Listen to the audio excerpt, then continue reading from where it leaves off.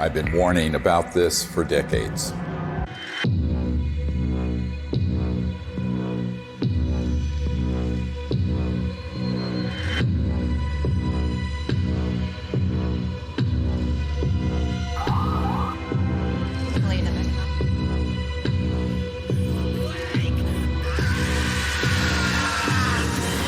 No, not that.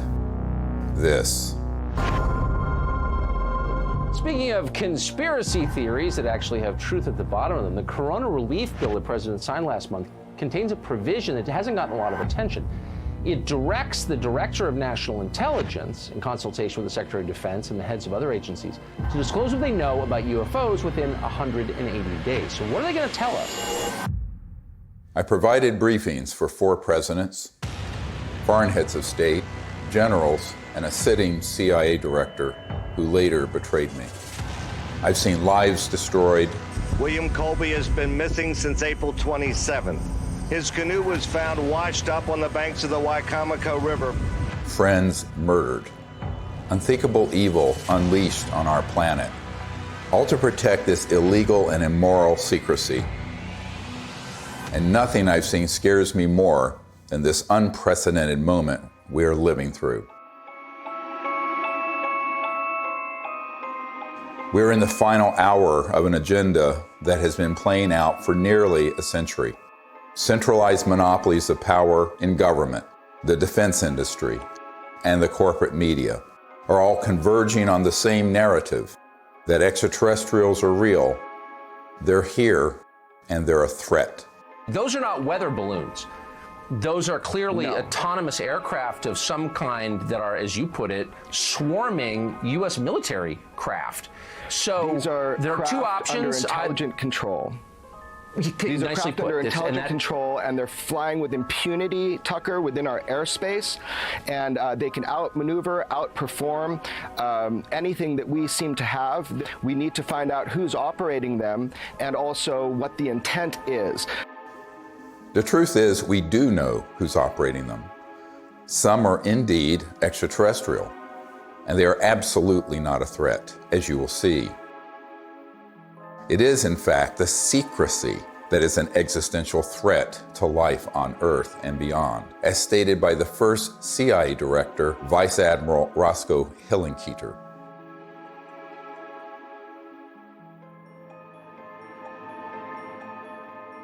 In 2020, I was asked to brief the President and Vice President on a situation that completely spiraled out of their control. They had been lied to, just as you have been lied to. And we cannot stop what is coming if we don't finally confront the truth.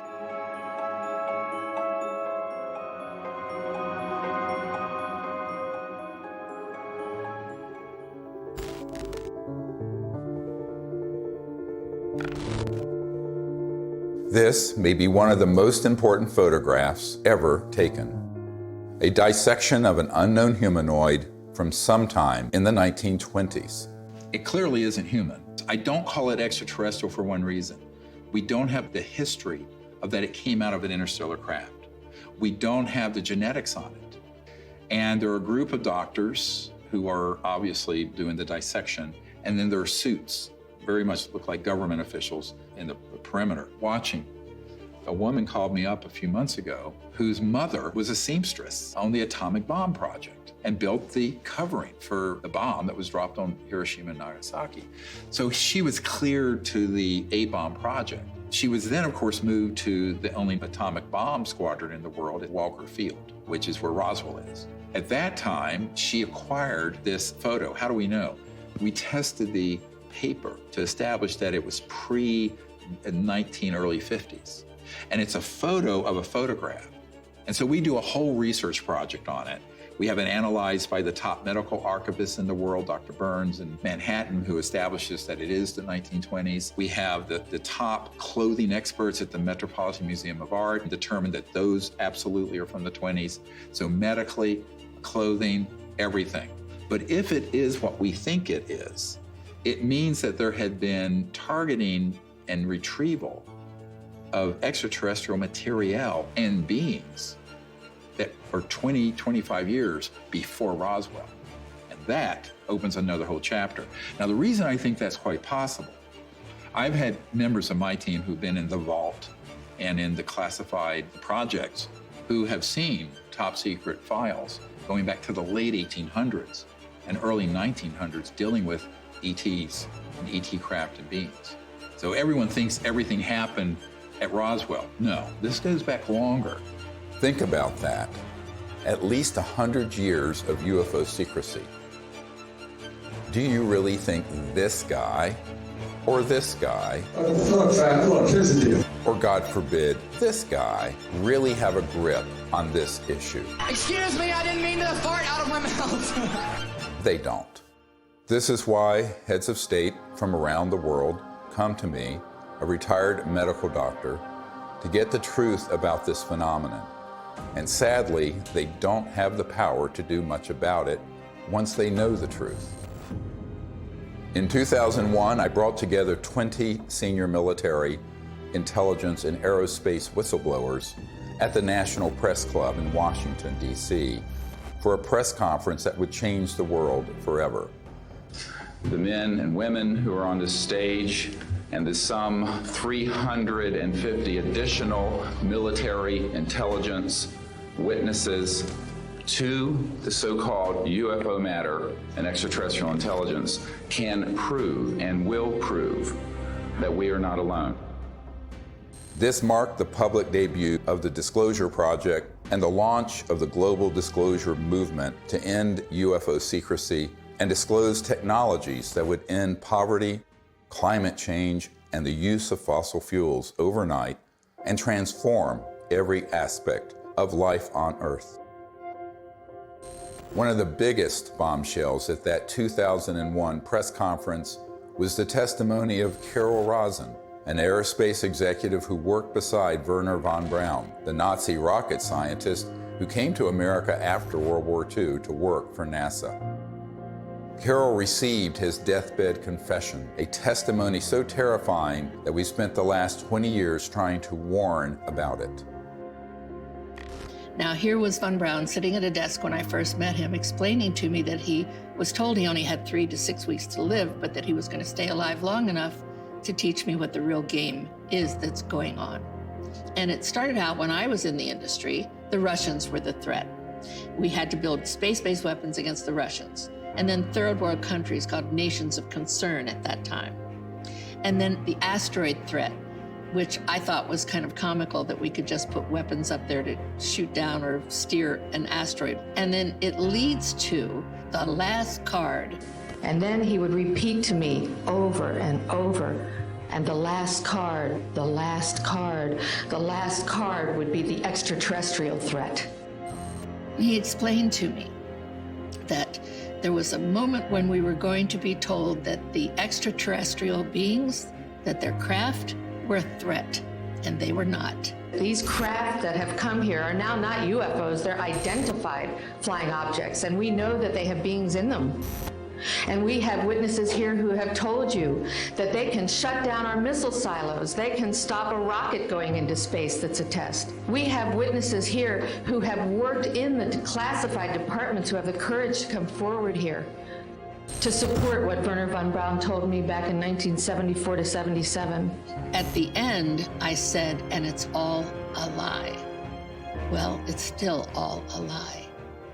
The ultimate dream of the dialectical war machine, the military-industrial complex, is to have this war with a potential extraterrestrial civilization. It's their dream of all times. You know, you can roll into place all the kind of strictures of a national security state. You can spend literally trillions of dollars a year on massive military equipment, super high-tech equipment, et cetera.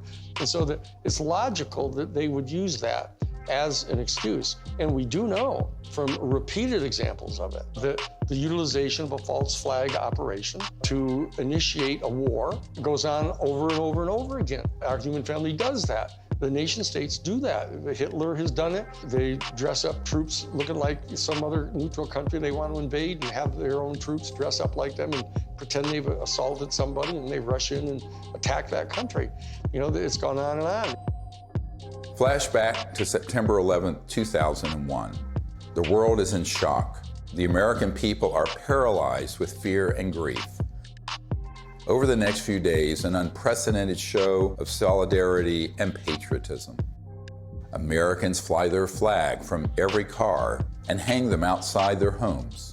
They unify around an overwhelmed president, brought together as one by terror and loss. Few raised an eyebrow as constitutionally protected freedoms disappeared and the war drum beat loud and unopposed. The 9/11 attack set the stage for an invasion agenda that had been pre-planned for years, as General Wesley Clark revealed in a 2007 interview. He said, I just got this down from upstairs, meaning the Secretary of Defense's office today, and he said, this is a memo that describes how we're going to take out 7 countries in 5 years, starting with Iraq and then Syria, Lebanon, Libya, Somalia, Sudan, and finishing off Iran. I said, is it classified? He said, yes, sir. I said, well, don't show it to me. When von Braun talked to me about this faked extraterrestrial, he called it a faked alien invasion that was being planned, I saw on a board a list of countries against whom we were going to build space-based weapons. I called Wesley Clark and he answered the phone. And I said, well, what is it about? And he said, well, I asked that question. What is it about? And the guy at the desk said, I don't know. I said, we're going to war with Iraq. Why? He said, I don't know. In its paper, published in 2000, Rebuilding America's Defenses, the neoconservative think tank Project for the New American Century asserted that only a, quote, new Pearl Harbor would generate the political will for the military and defense policy transformations the group desired. Indeed, these traumatizing events are always planned or hijacked in order to manipulate perception and manufacture consent for military action and the theft of our wealth and liberty. George W. Bush, Dick Cheney, and others had decided to go to war with Iraq long before Colin Powell gave that presentation. I feel like it was the lowest point in my professional and personal life that I had a hand in managing it. But we've come a long way since the 9/11 attacks. That same document that called for a new Pearl Harbor goes on to describe how we need to put weapons in space, and even predicts the creation of the Space Force. For a complete fascist takeover, the men behind the curtain will have to play their final card, a cosmic 9/11. This temptation to generate a false flag attack on the part of some extraterrestrial civilization, you even hear people like Ronald Reagan make reference to it. Perhaps we need some outside universal threat to make us recognize this common bound. I occasionally think how quickly our differences worldwide would vanish if we were facing an alien threat from outside this world.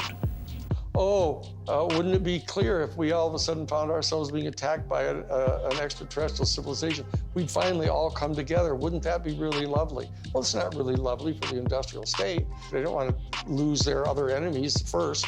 They want to use up all that before they go to that extreme. The last card was the most profound experience I had in my whole life. And I accepted the mission. And until Stephen Greer picked me up and talked me into going to the Disclosure Project, when I had just about given up, that's when I saw that there were other witnesses to what's going on, to the truth, to the facts. When she told me what Wernher von Braun had said, it didn't surprise me, because I had previously met with a number of people in the defense industry and in the intelligence community who had already told me that there was such a plan and that it could be actuated at any moment. And that was one of the long-term agendas, was keep the technologies away so we can maintain our industrial base of fossil fuel and all this. When we're ready to pull the trigger on releasing this information, spin it in the direction that benefits the foxes guarding the hen house, the people holding these secrets. But it was interesting to hear that all the way back in the early 70s that he had been warning her about this. And we know that those systems were developed in the late 40s and 50s. Truth seekers who explore the wonders of the ET phenomenon walk an extremely dangerous path. Most get sucked into the gravitational pull of the black hole of disinformation, where lies about the UFO cover-up and about ETs themselves poison the minds of even the smartest and most well-intentioned investigators. These lies include ETs are demons. It's all interdimensional, not extraterrestrial. We don't have man-made UFOs. Aliens are abducting people. And the worst one of all, aliens are a threat. Therefore, we need to build weapons in space. If we cannot commit to no weapons in space, to no war in space, then we're going to continue to have wars on Earth, and we're going to continue at the accelerated pace that we're in right now towards our own human extinction. One of the difficult things of the last 6 months was that I learned that the same group that had been feeding false information to the public through TTSA had their counterparts that had been going into the president's office providing some information, but a lot of disinformation. So the way really good counterintelligence works, or disinformation works, is that at the core of it, there's some truth. So they'd say, okay, the aliens are here, and here's some evidence, but they're a threat to the national security, and we need to have the Space Force. Wow, Space Force. And they get into this thing called the White House and the national security state, and they're completely at the mercy of the people who are going to brief them, and the ones who are assigned and cleared to talk about this issue, by definition, have been in those clandestine operations. I did a video brief for the president, vice president, and also for President Putin. That the problem is, by the time I had good access, they had already been, unfortunately, quite brainwashed on this, had already taken policy steps that included the Space Force creation and what have you, and then we were running up against the election. One thing is clear, is that the normal constitutional channels that you would think would be in control of that aren't. Presidents aren't briefed in on this. Heads of the Defense Intelligence Agency come in who aren't briefed, and I'm convinced they're not. From talking to them, it's clear they don't know what's going on there. So there's some other structure. I happen to be persuaded by the evidence that immediately after Roswell, when they recovered a craft and bodies from the UFO vehicle, that the Truman administration set up a body that was outside of the normal constitutional framework of our United States government. And it was made up of major elite people that they view as the real power elite. A shadowy government with its own Air Force, its own Navy, its own fundraising mechanism, and the ability to pursue its own ideas of the national interest, free from all checks and balances, and free from the law itself. It's sort of a shadow government within the government, not just in the United States, but all around the world. And the kind of power they have, both financially, technologically, and the means of projecting power militarily, is much greater than anything that the conventional military or the conventional government or the President of the United States has. Eisenhower knew it, and by the time he left office was very upset about it. In the councils of government, we must guard against the acquisition of unwarranted influence, whether sought or unsought, by the military-industrial complex. The ETs actually had reached out to Eisenhower near what's now Edwards Air Force Base, Muroc, and really wanted us to stop disrupting the fabric of the universe with these nuclear weapons and advance in a positive way into space and become part of an interplanetary family, which would have been wonderful for humanity, wonderful for the cosmos. But the people who make a lot of money from war and a lot of control of the populace through fear did not want that. So they circled their limousines and sort of moved aside the good people who would have been arguing for that. And that included Eisenhower. We must also be alert to the equal and opposite danger that public policy could itself become the captive of a scientific, technological elite. The fascist element that is owning most of the stock in the major corporations, especially the oil corporations and the natural gas corporations and the pharmaceutical industry, the railroads, the shipping lines. Virtually all these people are fascists, all during the robber baron era. That's what they did. They laid claim to those areas of our American economy, and they've never relinquished them. Those families and those interests became the foundation of the post-World War II military and intelligence and industrialists. They knew that after we had detonated the atomic bomb, there were ET craft seen all over, wherever we were doing experimentation or storage or launches or anything, or even research and development. The ETs were very concerned about that for reasons we'll get into.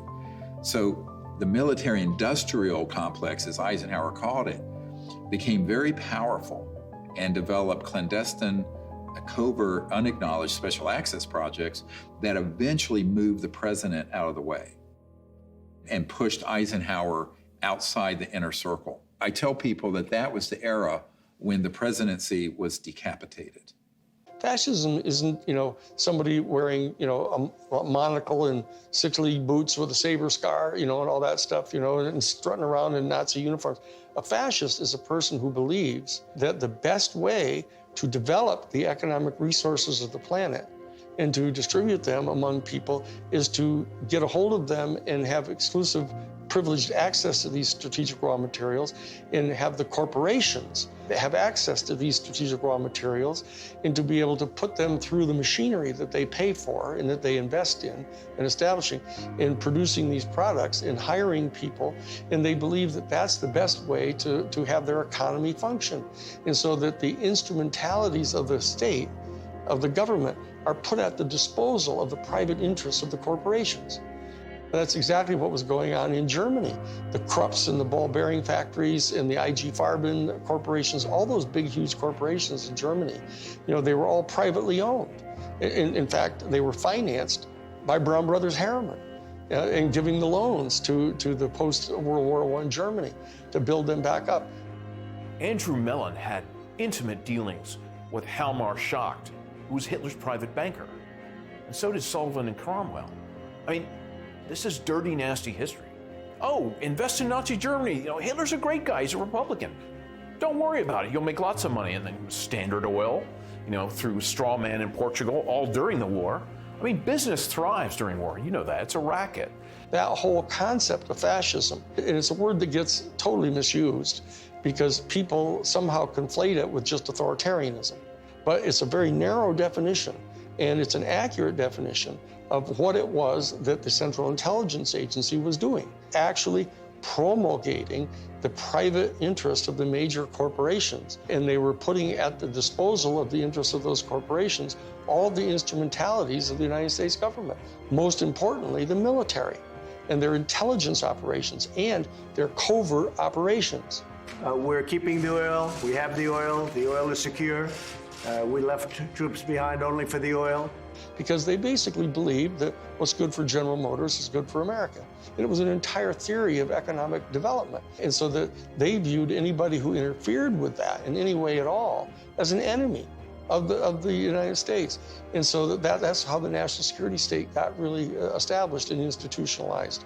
And so that when they encounter an event like Roswell, where this extraordinary technology crashes, they realize that there's this extraterrestrial civilization that's got this technology that is way beyond anything we've got.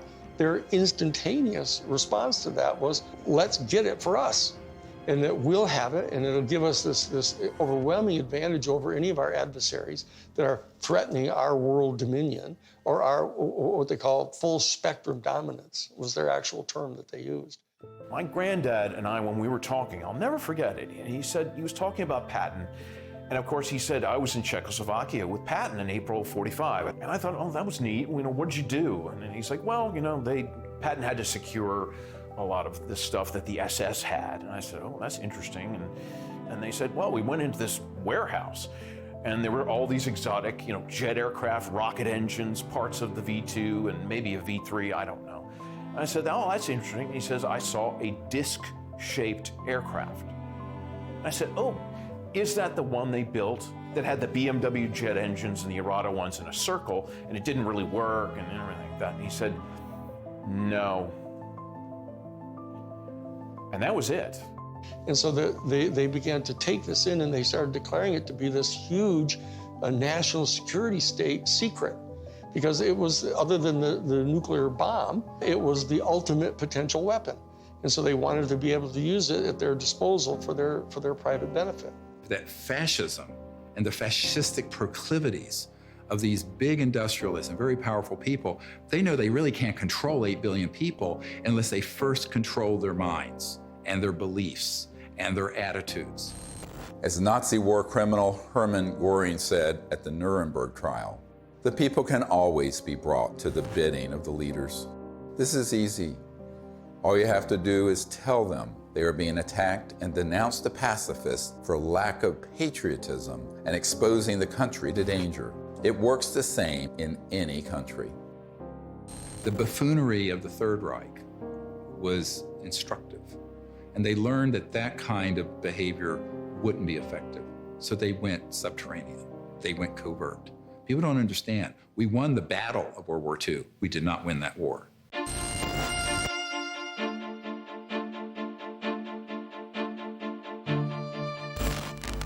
My name is Paula Harris. I'm an international investigative journalist in the area of UFOs. I've been working in this field since 1979. When I was living in Italy, I was reading in a journal that two little boys, they called them Indian boys, had been present at a crash near Socorro, New Mexico.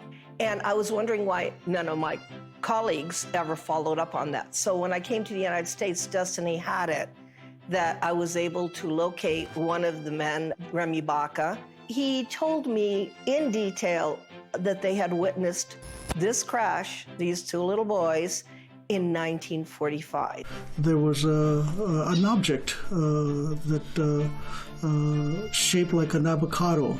And what interested me most, because I look at the timing, is it was exactly 1 month after we exploded the atomic bomb. And the atomic bomb is July 16th, 1945. 5, 4, 3, 2, 1.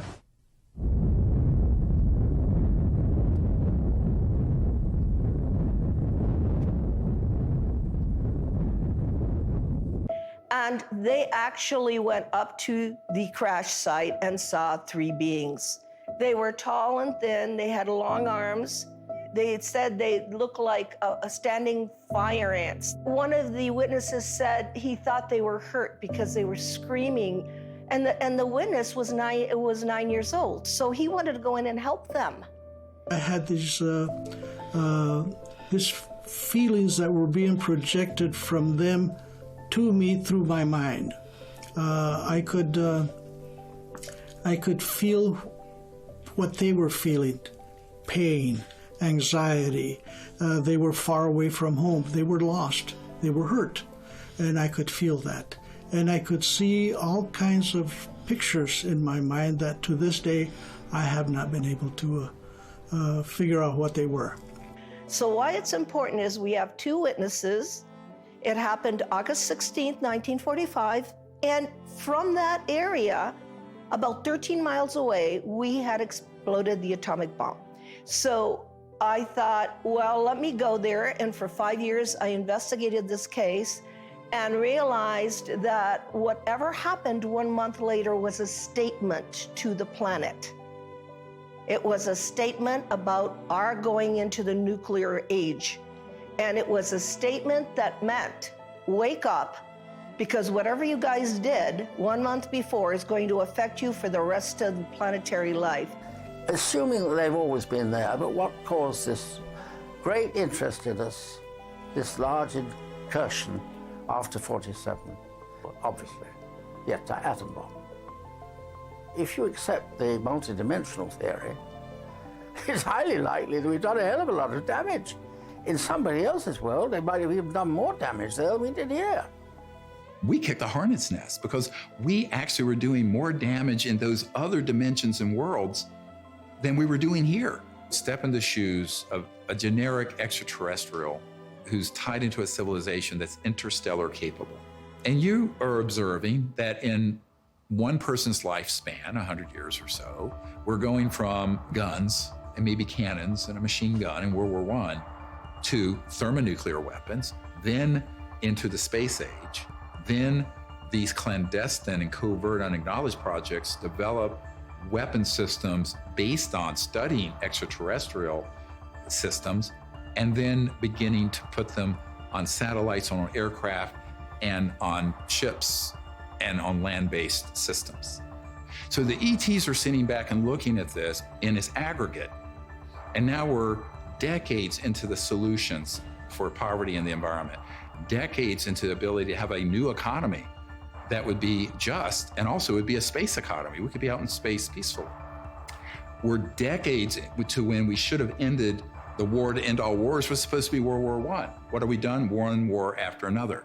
Now they want to launch the big one, this final card that Wernher von Braun spoke of, interplanetary war, by hoaxing an alien threat. So these civilizations are really quite appalled, frankly. And at the same time, we're using weapons like atomic and nuclear that disrupt the fabric of the universe, and their worlds are affected. We knew the world would not be the same. Few people laughed. A few people cried. Most people were silent.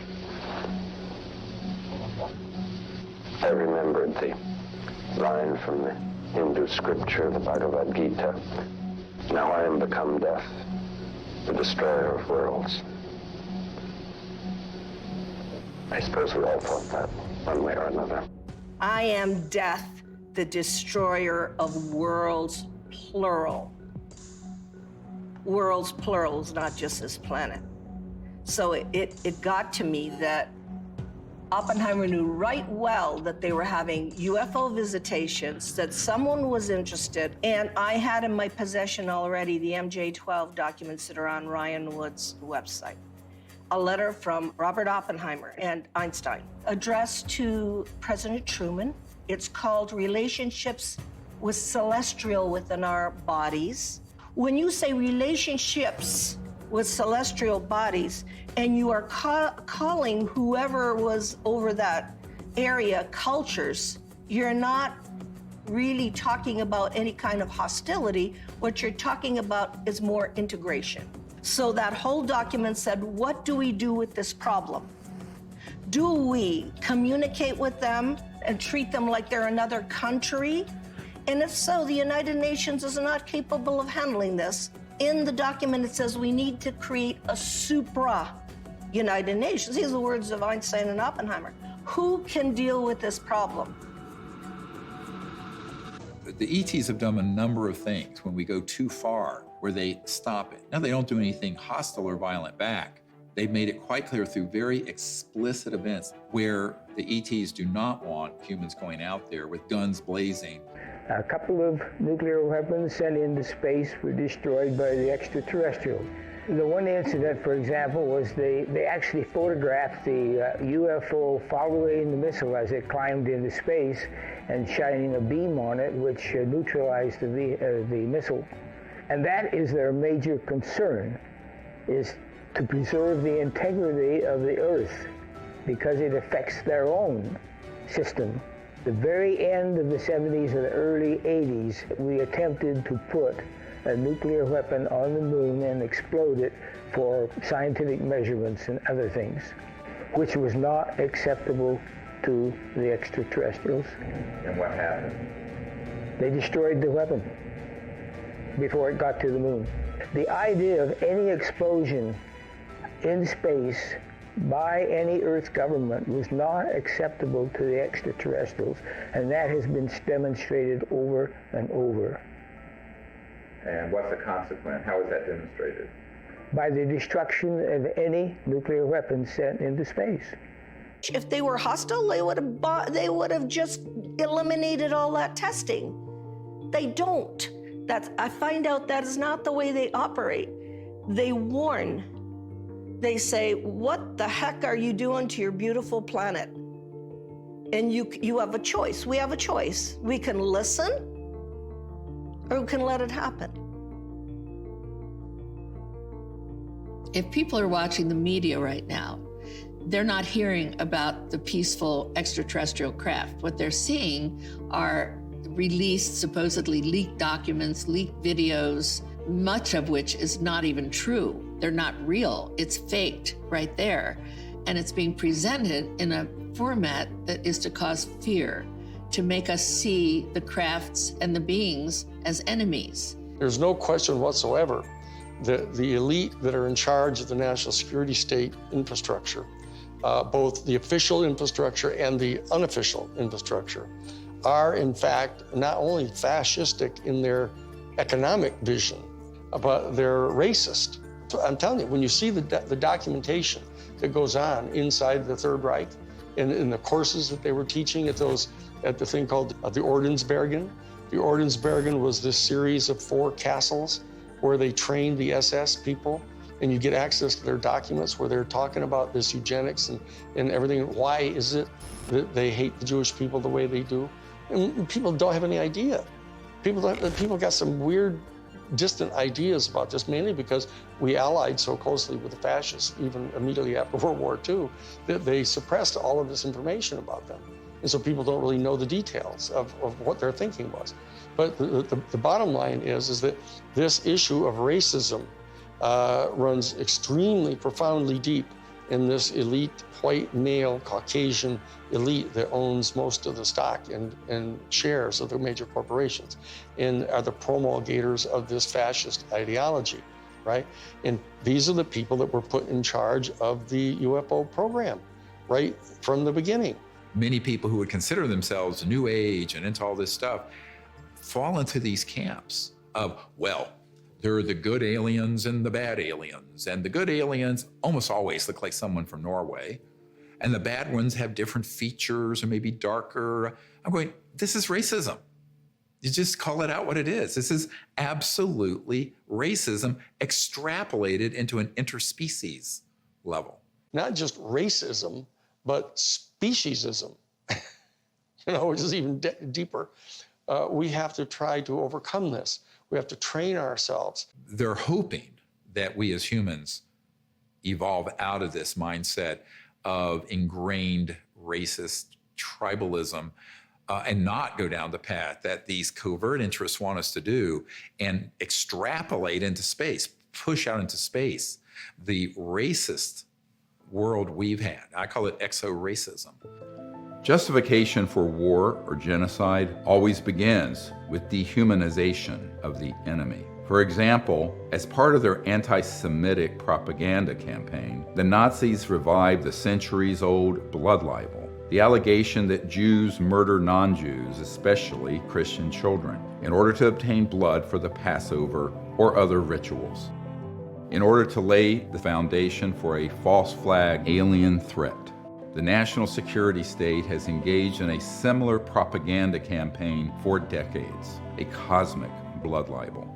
The national security state apparatus and their media allies have been flogging that particular theory that these extraterrestrial civilizations are all here to eat us or to take over our planet and rape our women.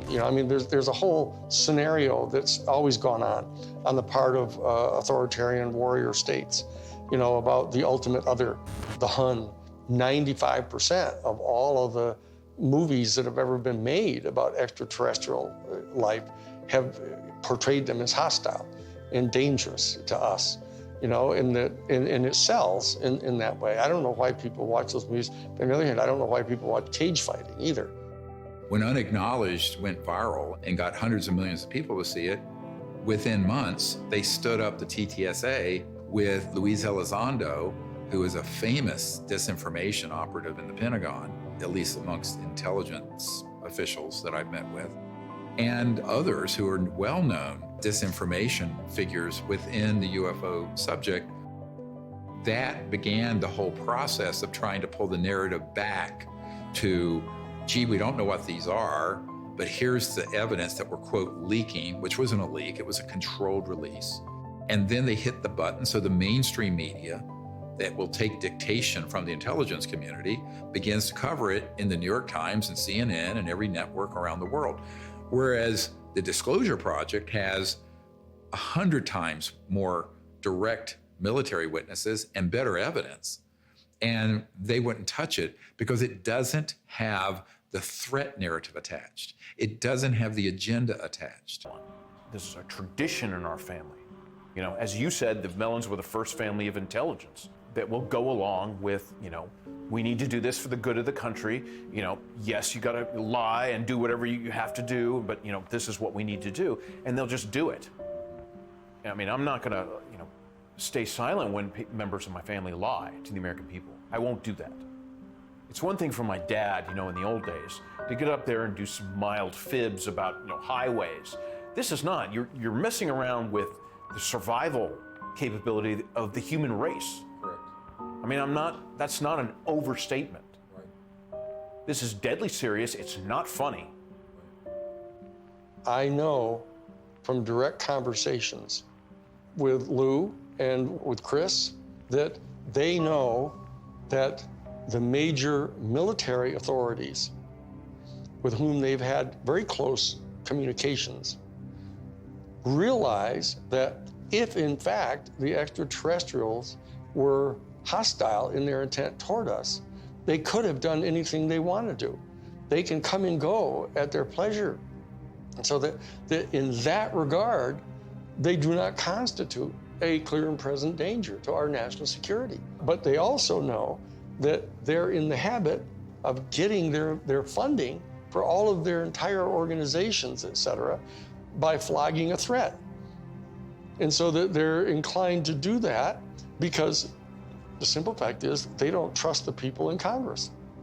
They think the people in Congress are so Pavlovian in that they, in fact, distrust their constituency so much that they have to scare them. And so they say, well, if we're going to be able to justify having hearings about the UFO issue, we're going to have to tell our people that, you know, oh, they're a potential threat to us. And so therefore, they're conning their own constituents. And then they are getting conned by the military-industrial complex because they don't trust them either. And this is a question of integrity. That as long as people are not trusting each other and they're conning each other, you know, this is dangerous. This is how wars start. This is how people lose control of the narrative of what's going on here. Those of us in the CE5 community, et cetera, need to establish some kind of level of discourse with Lou Elizondo and with Chris Mellon. All they have to do is know that we're obviously sophisticated enough to know that what they're saying publicly, they know isn't true. We have to be able to establish diplomatic relations with our own people if we're going to establish diplomatic relations with an entire extraterrestrial civilization. And so that we can't just degenerate into the same kind of low consciousness bullshit, you know, that we're afraid of. The facts about UFOs are so much stranger than the lies that you discredit yourself simply by telling the truth, especially when it comes to so-called alien abductions. Perhaps the most devastating aspect of the cosmic blood libel is the hoaxing of alien abductions by humans in order to create a culture of fear towards extraterrestrials. Dozens of insiders have confessed this secret to me, but it wasn't until 2016 that I was able to get one of them to say so on camera. We did do that, yes. OSI did that. There was a special group out of the 7602nd Air Intel Wing at Fort Belvoir that came out and did that. They had these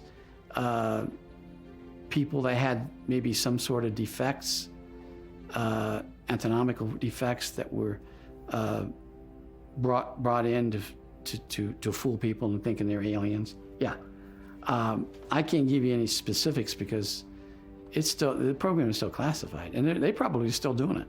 I wouldn't doubt it. They were still doing it. These civilians got onto the base and got into something, and they saw something they weren't supposed to see, and this group came out and went into their home and scared the dickens out of them and staged an alien event. Exactly. We have these technologies. They are being used in false flag operations where they hoax events. And the purpose for all of that is a sort of psychological warfare, as it says in the CIA document I have, the director of the CIA saying the UFO subject is very valuable for its psychological warfare potential. And that is a very interesting thing to be written in 1953, right? And what does that really mean? Well, it means that the long-term defense strategy from the late 40s and 50s forward was informed by eventually using this last card to consolidate sort of a global, totalitarian military control of the population. Could it be manipulated purposely by people who have the technology to simulate UFO sightings? And people say, well, of course not. Who would do a thing like that? Well, I would remind you that during the Watergate investigation, it was discovered that there was a plan originated in the White House to surface a submarine off the coast of Cuba and paint the second coming of Christ over the island of Cuba using holograms. Which is well within our technology today. The idea was that since there is a large Catholic population in Cuba, they would be so upset by this vision that this would saturate the communication channels, the telephone system in Cuba, long enough for an invasion to take place. How interesting. I never heard of that. Well, I think that's a classic in psychological warfare, but that kind of manipulation is well understood. And I have personally investigated several apparently genuine UFO cases where there was, in fact, manipulation. My conclusion, the conclusion of scientists working with me, was that there was, in fact, a manipulation taking place and that it was not a hoax on the part of the witnesses, but a hoax on the part of somebody much better organized than them. In Vallee's book, Forbidden Science 4, he describes a smoking gun document that confirms what Doty said. In an entry dated Thursday, 26th of March, 1992, Vallee writes, "I have secured a document confirming that the CIA simulated UFO abductions in Latin America as psychological warfare experiments. We reached out to Dr. Vallee and asked him if we could publish the document in this film. He refused and tried to blame the producers of this film for his decision to not release it. Unfortunately, others in the UFO research community have similar evidence of this cosmic false flag, but are afraid to come forward publicly. This lack of courage or integrity, or both, is precisely why the secrecy persists." I also asked Richard Doty about the last card scenario, using the military lingo for false flag, deceptive INW, which stands for Deceptive Indications and Warnings. Have you been exposed, or did you come across in your career and your network the false INW or the Deceptive Indication and Warnings projects related to this? Yes. And what did you find out about those? That's pretty hush. I don't think I should talk about that. Yeah. I mean, that's when I briefed the head of the Defense Intelligence Agency, that was the main subject. That is, that's very sensitive. Yeah, it's very sensitive. Yeah. Extremely. Yeah. So we'll just pass that question on.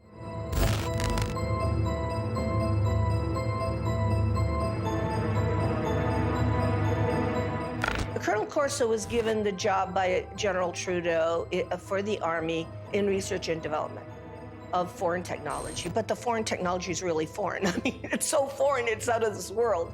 And he explained to me that he had something called a nut file, of which he had fiber optics, high tenacity fibers. He named the things physically that he had there. He knew they came from extraterrestrial crashes or extraterrestrial materials they had recovered. And it was his job to take them to big companies to be back engineered. Now, in Colonel Corso's time, it was 1960, but this had been done way before 1960. These were extraterrestrial artifacts that had to go into industry. So for the first time in my naive years of research, I realized why the secret was secret. I always thought it was about, everybody would panic and the religions would fall. And I had no idea this was going on. And ever since my association with Colonel Philip Corso, I realized what this is about. What this is about is the toys, the artifacts. And it's really about the industry. It is not about whether people would be scared or whatever. I think that the younger population and people that have studied this know that there is no danger. I mean, if they're not going to bomb you during the time you're doing the H-bomb tests in the Pacific, I don't think they're going to decide to come out of nowhere and bomb everybody or to have an invasion. There are too many times where we could have had an intervention that was hostile, and we never have, and we're the enemy. Hey, John, happy birthday.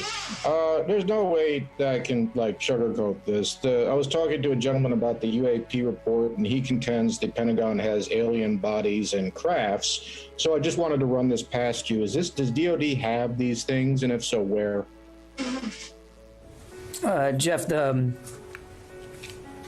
UAP task force is really designed to take a look at these unexplained aerial phenomena, try to help us get a better understanding of them. Again, I'm not going to get ahead of the report that the DNI will submit, that we are helping, obviously, and providing input to, and I think I'll just leave it at that, Jeff.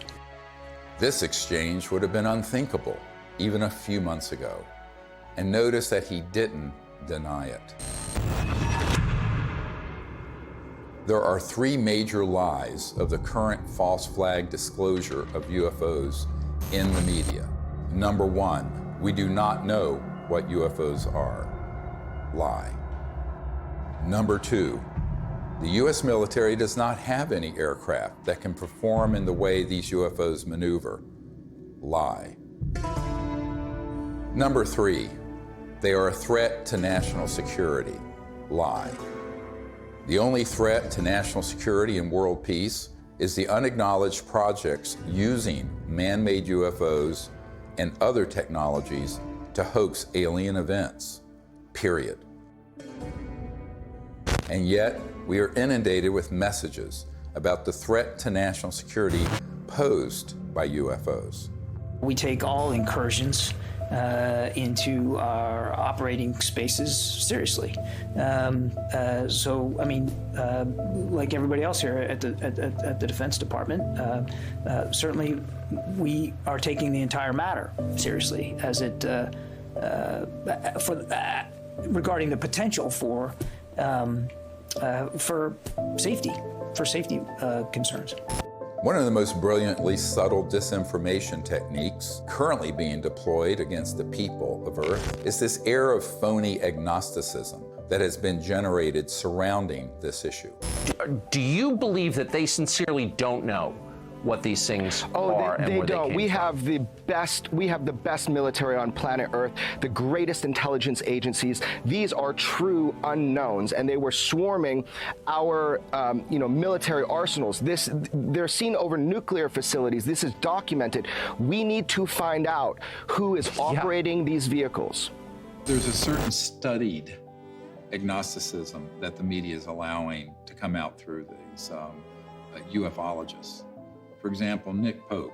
I mean, we are under siege. It's like there's a war of nerves going on. And if this was drones belonging to a foreign adversary, there would be an absolute outcry. And yet, the situation we're in, that we don't know what these things are, and they might even be extraterrestrial, that's worse. So I agree with Luis Elizondo on this. This is a potential catastrophic failure of intelligence. The same thing with people like Chris Mellon. Whether he's been paid or not, he will get up there and say, well, we don't know what these are, we need to study them. There's a vital national security issue, which is that our sovereignty is being violated by vehicles of unknown origin.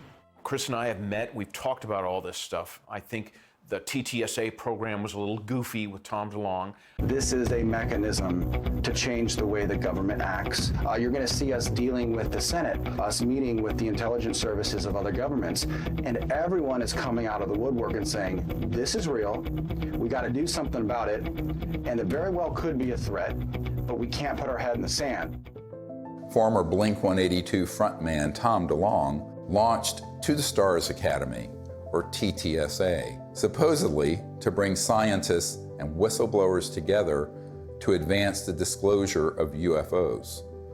In reality, this was a thinly veiled front group for the Defense Intelligence Agency, staffed with notorious spooks like Jim Semivan, the former head of covert operations domestic for the CIA. All of a sudden, the same media outlets that historically ridiculed this subject started fawning over DeLonge and his entourage of disinformation agents, and always with the specter of an alien threat. Hal Puthoff was soliciting me for funds for his quantum communication thing, which I think the Navy has had for 30 years. So there's a lot of disconnects going on. And of course, they've left that TTSA program, and I don't blame them. I think it was a shit show. And some type of CIA, quasi-psyop, something. And I don't think anybody was really excited about it. And when they say, this is a mystery we need to solve, that is not true. As you and I know, the US military, especially the Navy, has reams of information on every shape of craft, where it's from, who's driving it, what they're up to, Forget it. It's just been going on for 70 years. The military-industrial complex is not stupid. Neither are the branches of the military. They know exactly what's going on. I think Chris means well. I really do. I don't think he's one of these guys, that's going around here, I'm going to fool the public and get paid for it. He doesn't need the money. I don't need money. We don't need fame or money. That's the last thing a melon wants. I'm telling you. And of course, TTSA even had a Lockheed Martin Skunk Works engineer who said, we need more money to study this because we don't know how these operate. In 1984, I got my chance to go to the Skunk Works. I'm working on things that defy imagination. Meanwhile, we published a letter that was written to Ben Rich, the head of the Lockheed Skunk Works. And the person writing was a friend of Ben Rich and said, are these UFOs ours or extraterrestrial? And Ben Rich writes back, they're both. He acknowledges that they are both extraterrestrial and ours.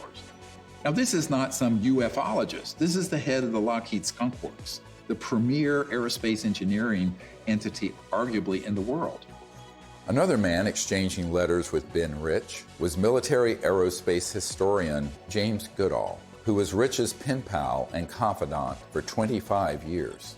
I met Mr. Goodall in April of 2021 at the 20th anniversary of the Disclosure Project, which we celebrated in Scottsdale, Arizona. He was dying of esophageal cancer. This is the mid-90s. He'd already retired from Lockheed. And I tracked him down. He was at USC Medical Center near the end of his life. And we were talking about John Andrews and some other stuff, and we started talking about UFOs. And he said, Jim, we have things out in the desert that's 50 years beyond what you, and he was talking directly to me, beyond what you can imagine. And if you've seen movies like Star Trek or Star Wars, we've been there, done that, or decided it wasn't worth the effort. I said, Ben, you want to expand upon that? And typical Ben response was, no. The first time I realized that some of these vehicles were actually man-made was when I met aerospace illustrator Mark McCandlish, who testified at the Disclosure Project press conference about a highly classified air show at Norton Air Force Base, where reverse-engineered flying saucers were unveiled for those with a, quote, need to know. A male staff member in Congressman Brown's office not only confirmed the exhibit, but the fact that there were 3 discs at that exhibit. These discs were hovering off the floor without any visible means of support.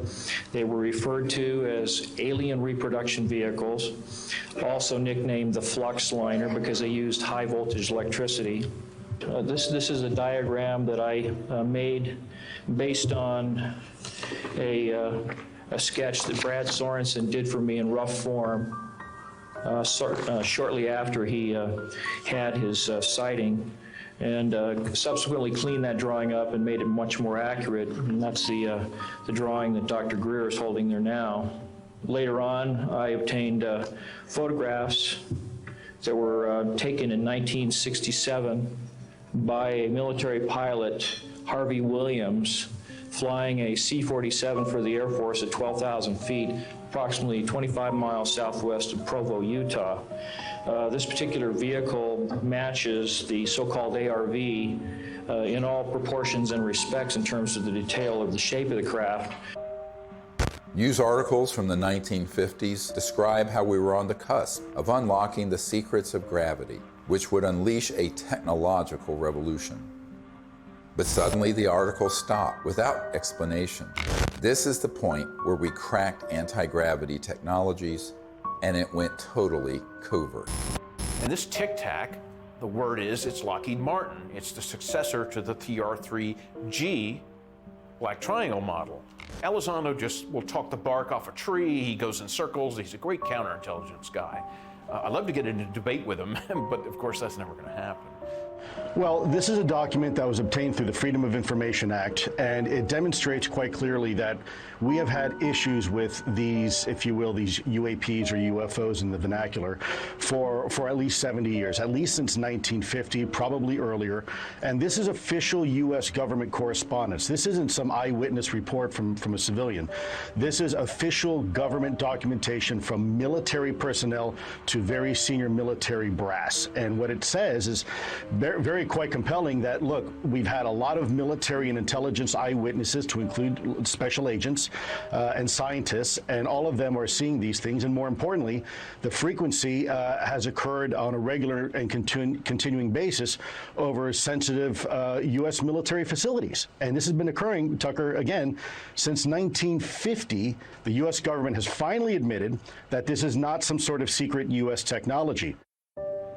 Quite the contrary. Over the years, dozens of defense and aerospace industry insiders have briefed me on what they were really working on at places like the Lockheed Skunk Works, going back to the 1940s and 50s. Many of these man-made aircraft have been spotted by thousands of eyewitnesses and become part of the UFO lore, indistinguishable from actual ET craft. These rogue, covert operations within the military-industrial complex stage thousands of sightings, abductions, mutilations, and disturbing encounters with our public-facing military, knowing these incidents will be mistaken for ET craft. This confusion between what is extraterrestrial and what is man-made is essential for pulling off a false flag that would be blamed on aliens. This is from 1983, Hudson Valley, very famous cases, many witnesses to these transformer-sounding objects, and underneath, when they were close, you can see superstructure and tubes and other things. That is not extraterrestrial. Now, have there been extraterrestrial vehicles of boomerang and other shapes? Yes. But where do you think they get the idea? And also, how else do you create a false flag? You have to create structures that would be believably not aerodynamic. Some of them are kind of hybrids. They'll have some conventional propulsion as well as electrogravitic, and they all have structural, superstructure components that are clearly a man-made machine, not an interstellar vehicle. This is 1989 in Belgium, that you can see all the tubes and structures underneath. Again, this is global. These are also well-known platforms. You can basically, once you get your lifter system in place that causes mass cancellation, you can create any kind of air structure around it. And it doesn't matter if it's aerodynamic or not, because the way it moves, let's say, the molecules of air around it. So it's basically moving an electromagnetic field effect. So there's no resistance and there is no sonic boom. That's man-made. We've had it for decades. This one is great because it has, if you look at the underside, there are the girders and the structures. And the people under it could see that and could see the light in the center and the three on the end. That is man-made. there are extraterrestrial vehicles that are triangular and that are saucer shaped and that are other weird shapes.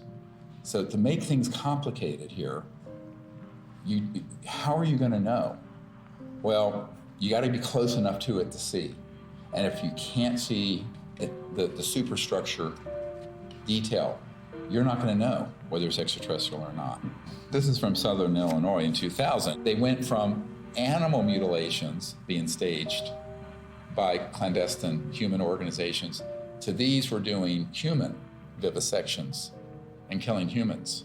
But of course, they wanted everyone to believe the aliens were doing vivisections on people. No, it wasn't. Which ones are man-made and which ones are extraterrestrial beings? Dr. Greer is figuring this out. We've got to listen to this information. These are facts. This is not rhetoric. And then we've got to be able to apply it. We're taught to be afraid. We're taught to fear. We're taught to fear extraterrestrial beings. Really? Get over it. Meanwhile, you have people who would purport to be experts in UFOs going on Fox News and other news outlets saying, we don't really know what these are. It's a big mystery. They've lied by omission, and when they say it's a mystery, that's a lie. Okay, I'm sorry, but that, I'm not on board with that. And that, But they have to know that's a lie. Right.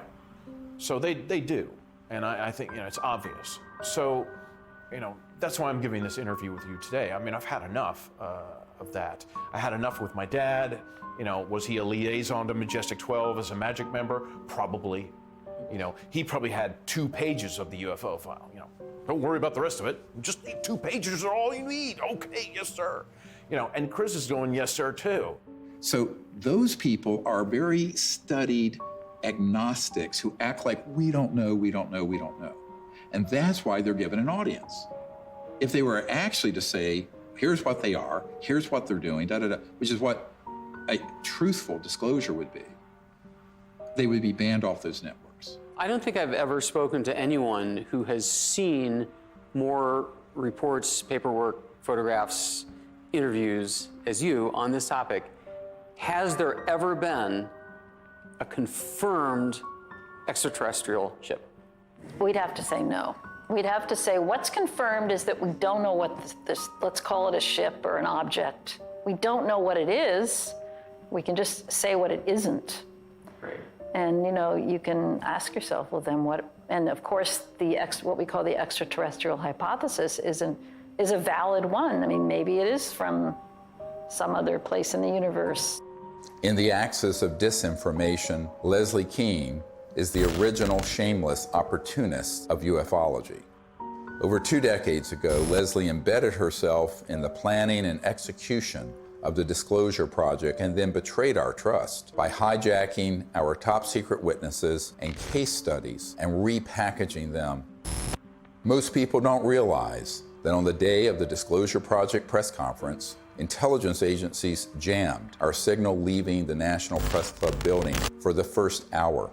Leslie was there and she knew that we had revealed too much. She adopted this fake agnosticism so that every door to mainstream media outlets would be open for her.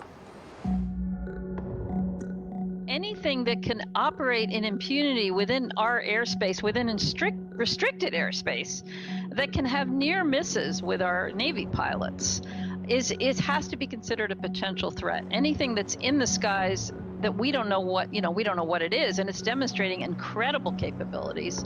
The only way the Department of Defense is going to deal with it is to see it as a potential threat. Anything that enters an airspace that's not supposed to be there is a threat. After receiving classified briefings on UAPs, Senator Marco Rubio called for a detailed analysis. This past December, while he was still head of the Intelligence Committee, he asked the Director of National Intelligence and the Pentagon to present Congress an unclassified report by next month. We've gone this way before. There have been many initiatives. Gerald Ford, when he was congressman, held hearings, went nowhere. The whole window dressing of Project Blue Book, and then that was just really a publicity stunt by the Air Force. And most recently, the $22 million that the Pentagon spent on this Bigelow Aerospace study.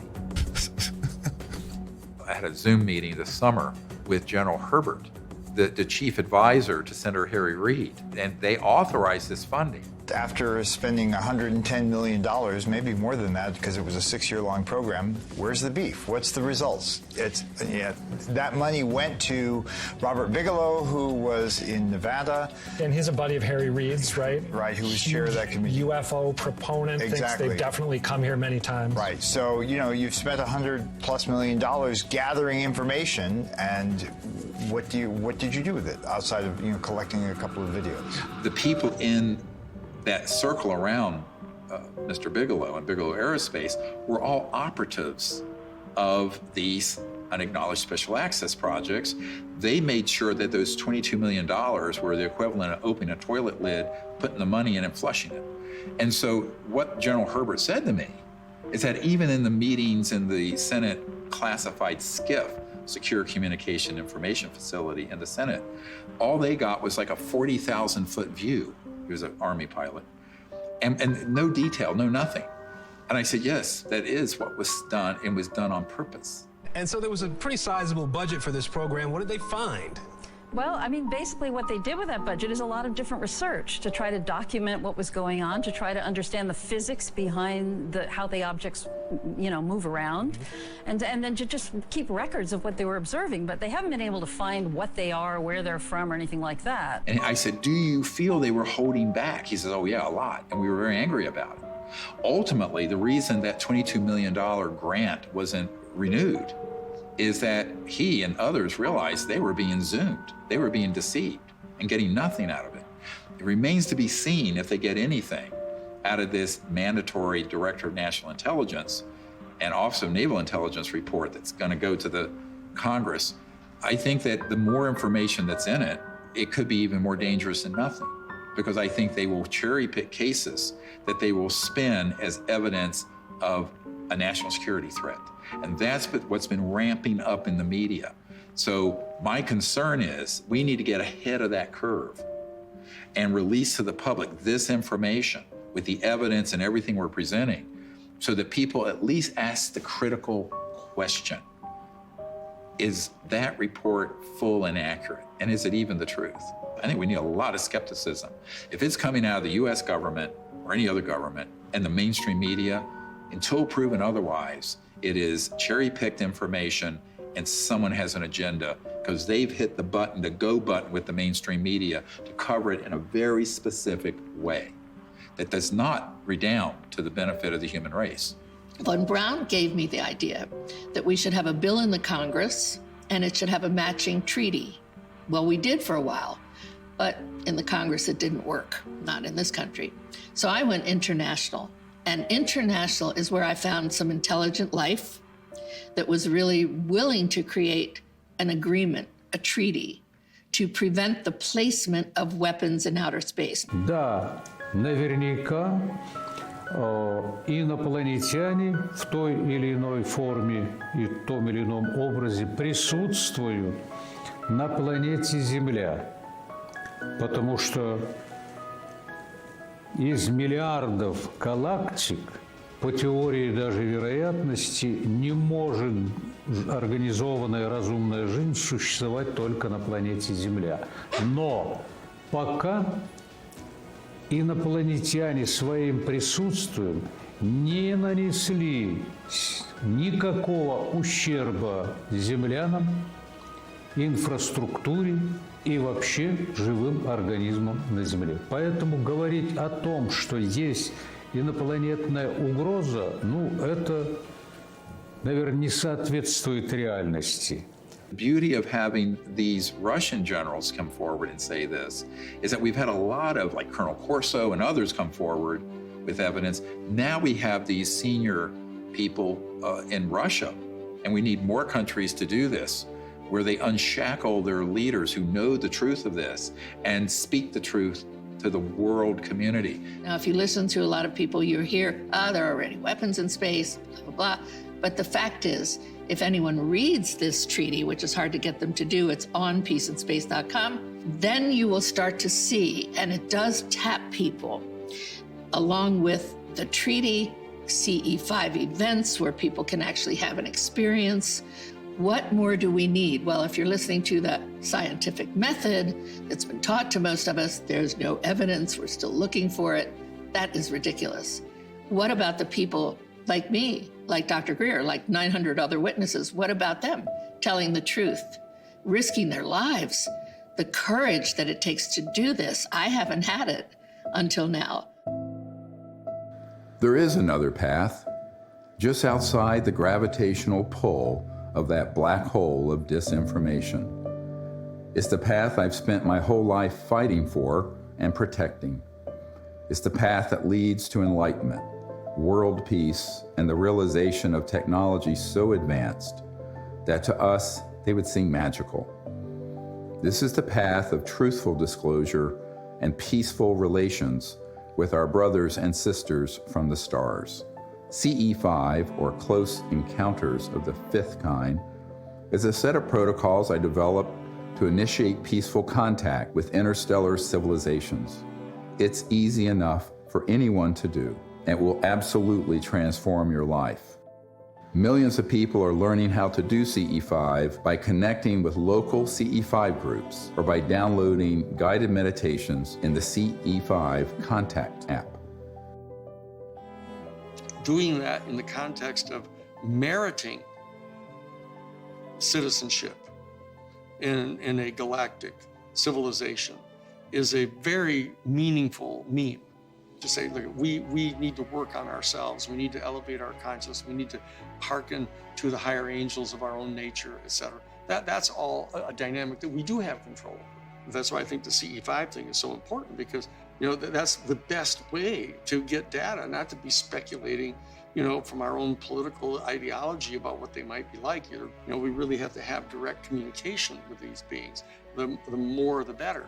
That dual role of elevating our own consciousness and rising to the highest levels of the angels of our own human nature on the one hand, and reaching out to establish communion and contact with the extraterrestrial beings themselves, are the two pathways that we have. And in dealing with the national security state, we just have to take whatever steps we can in the legislative realm to impose treaties to keep us from doing things like militarizing space and developing space weapons and all that kind of stuff. That's another third leg of this stool that we have to really do to exercise whatever kind of control we can have over the political realm. And that, I think, is the only way we're going to have not just world peace. World peace should have happened at the end of World War I. We have to have universal peace. At this point, world peace is too late. We're already in an interstellar moment.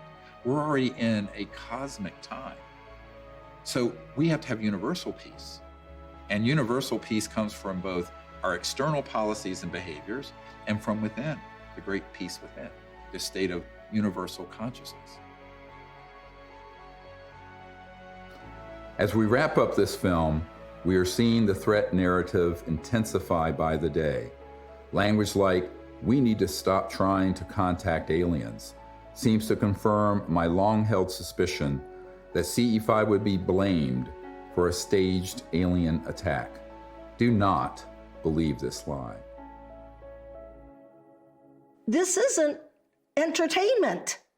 This is our survival.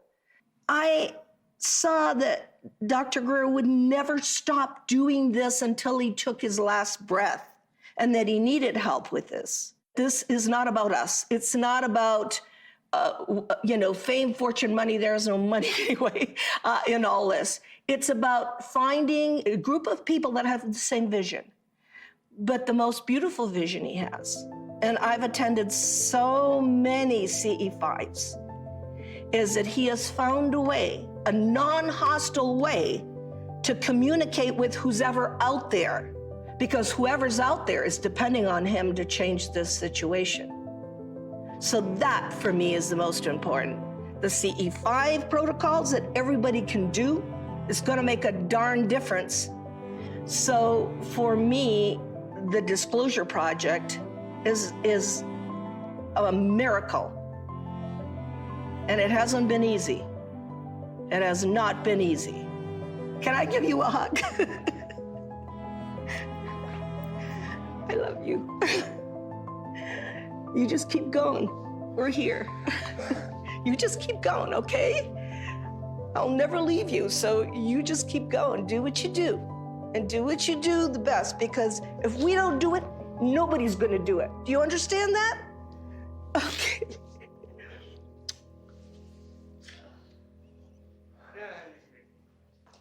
Yeah, okay, can I go outside and get some sun?